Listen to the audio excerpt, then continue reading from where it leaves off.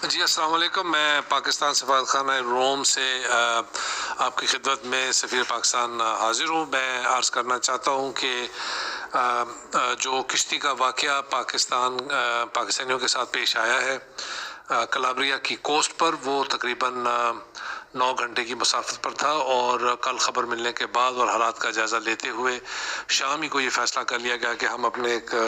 Senior سفارتکار کو وہاں duty پر تعینات کریں گے،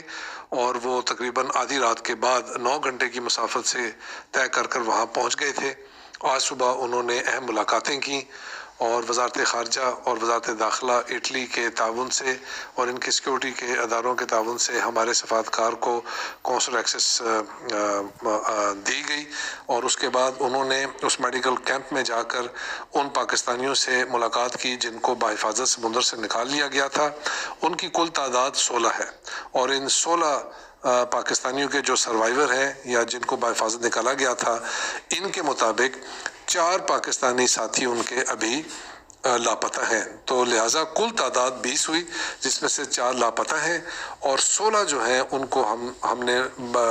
شخصاً ملاقات کر کے ان کی خیریت لیا. ان کی تمام کی کنڈیشن بھی اسٹیبل ہے. ان میں سے 3 علاقوں سے میرے خیال میں ان کا تعلق تھا، مالاکنڈ سے اور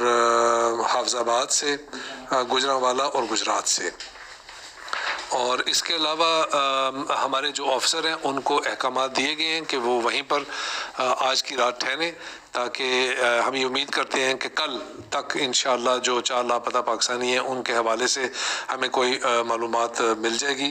اور جب وہ ملے گی تو وہ ہم آپ سے شیئر کر لیں گے.